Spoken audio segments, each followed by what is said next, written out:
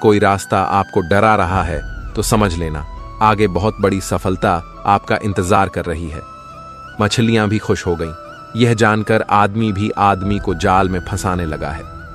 जीवन एक रेलगाड़ी है, जब तक चलती रहती है लोग आते जाते रहते हैं।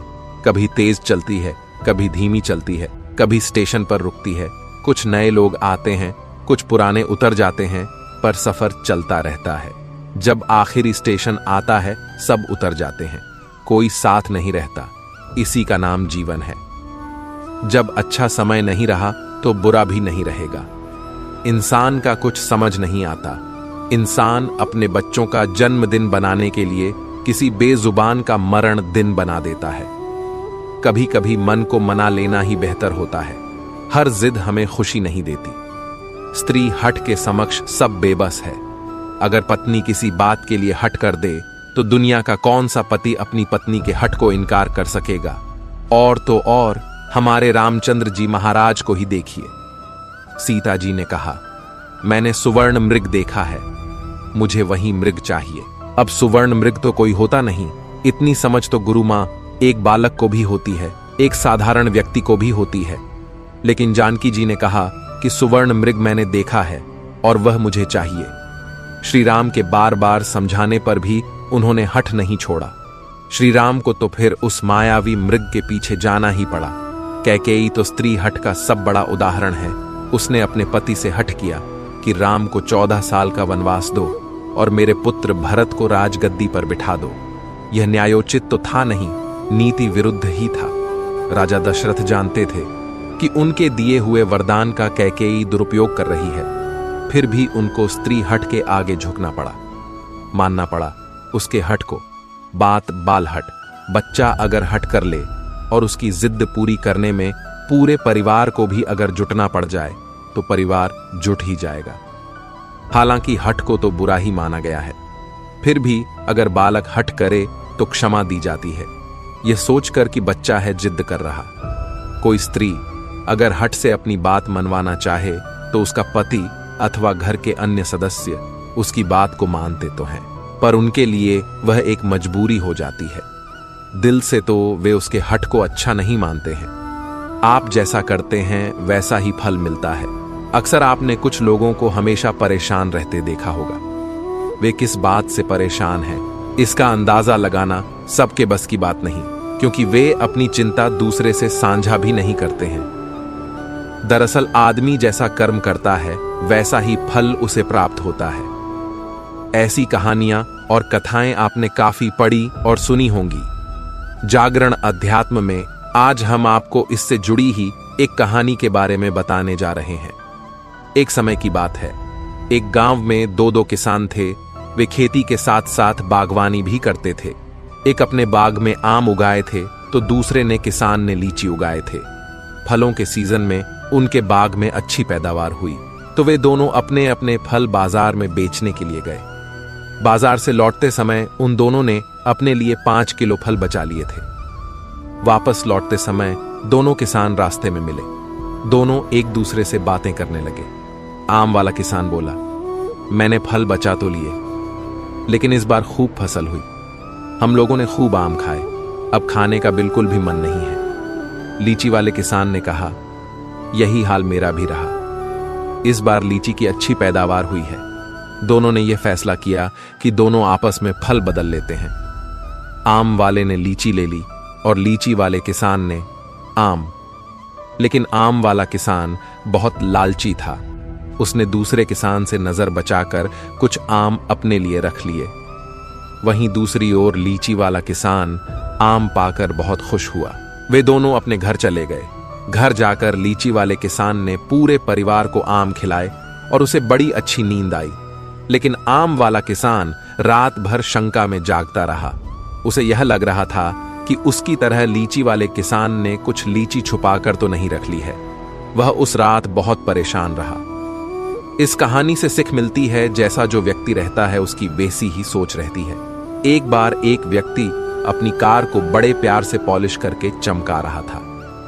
तभी उसकी बेटी पत्थर से कार पर कुछ लिखने लगी। कार पर खरोंच लगती देखकर पिता को इतना गुस्सा आया कि वह बेटी का हाथ जोर से मरोड़ देता है। इतनी जोर से कि बच्ची की उंगलियां टूट जाती हैं। बाद में अस्पताल में दर्द से कराह रही बेटी पूछती है, डैड मेरी उंगलियां कब ठीक होंगी? गलती पर पछता रहा। पिता कोई जवाब नहीं दे पाता। वह वापस जाता है और कार पर लात बरसा गुस्सा निकालता है। कुछ देर बाद उसकी नजर उसी खरोंच पर पड़ती है जिसकी वजह से उसने बेटी का हाथ तोड़ा था। बेटी ने पत्थर से लिखा था, आई लव यू पापा। इस कहानी से हमें यह सीख मिलती है, गुस्से और प्यार की सीमा नहीं होती। याद रखें कि चीजें इस्तेमाल के लिए होती हैं और इंसान प्यार करने के लिए, लेकिन होता इससे उलटा है। लोग चीजों से प्यार और लोगों को इस्तेमाल करते। हमारे दुखों के 5 कारण जो अपना मनचाहा प्राप्त होने पर कहते हैं प्रभु की कृपा है, पर मन के विरुद्ध होने पर उदास हो जाते हैं। यही प्रभु की कृपा का अधूरा दर्शन दुख का पहला कारण है। दूसरे का कुछ भी हो, उसका चाहे अहित हो, वह चाहे दुखी हो, पर हमारा भला होना चाहिए। हमारा यह मलिन स्वार्थ हमारे दुख का दूसरा कारण है। हमें वर्तमान में जो वस्तुएं प्राप्त हैं या अभिलाष हैं, उनके छिन जाने या ना मिल पाने का निरंतर बने रहने वाला भय हमारे दुखों का तीसरा कारण है। जो हमें करना चाहिए वह ना करना और जो नहीं करना चाहिए उसको करना, यह प्रमाद भरी आदतें हमारे दुखों का चौथा कारण है। हमें निमित्त बनाकर कहीं कोई सुंदर घटना हो जाने पर उसका सारा श्रेय हम अकेले ही ले लेना चाहते हैं। यही अहम भाव हमारे दुखों का 5वां कारण है। स्वास्थ्य सबसे बड़ी दौलत है। संतोष सबसे बड़ा खजाना है। आत्मविश्वास सबसे बड़ा मित्र है। ईश्वर सिर्फ मिलाने का कार्य करते हैं। संबंधों में दूरियां या नजदीकियां बढ़ाने का कार्य मनुष्य स्वयं करता है। मन के झूठ पकड़े कई दफा हम अपने सच से दूर भाग रहे होते हैं।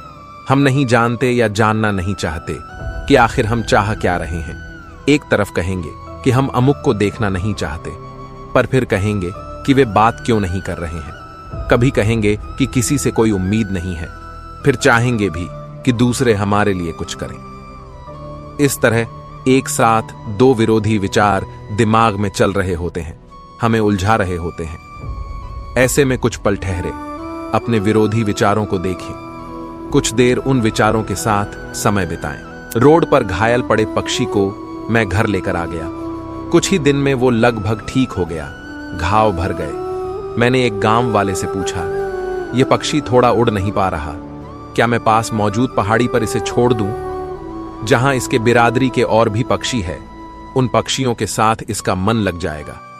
गांव वाले ने कहा, आपने इसे बचाया है तो इसे मरने के लिए मत छोड़ो, इसे ठीक होने तक अपने पास रखो, क्योंकि इसे कमजोर असहाय देखकर इसी के बिरादरी वाले इसे चैन से जीने ना देंगे, इसे नोच नोच कर खा जाएंगे।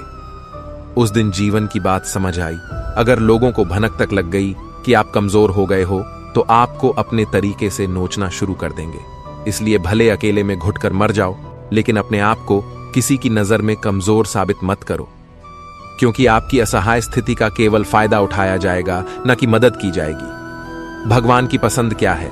भगवान को कौन लोग पसंद है? गीता में भगवान श्री कृष्ण ने कहा है कि मुझे साथ रहने वाले लोग सबसे ज्यादा पसंद है। हर स्थिति परिस्थिति में व्यक्ति साथ बना रहे, यह बड़ी बात है। दुख में ज्यादा दुखी ना हो और सुख में ज्यादा उछले नहीं। सुख दुख, मान अपमान, जय पराजय, खोना पाना, आना जाना, हानि लाभ तो लगा ही रहेगा। जीवन में अगर एक जैसी स्थिति सदा बनी रहे तो जीना मुश्किल हो जाएगा। कुछ पल कहीं कोई खुशियां मना रहा है तो किसी की अर्थी उठ रही है, कहीं कोई सुहागन बन रही है तो किसी का सुहाग उजड़ रहा है। इन सब पलों में व्यक्ति अपने को संभाल ले, भावनाओं में न बहे। वीडियो अच्छी लगी हो तो चैनल सब्सक्राइब करें। अगली वीडियो में मिलते हैं। जय श्री कृष्ण।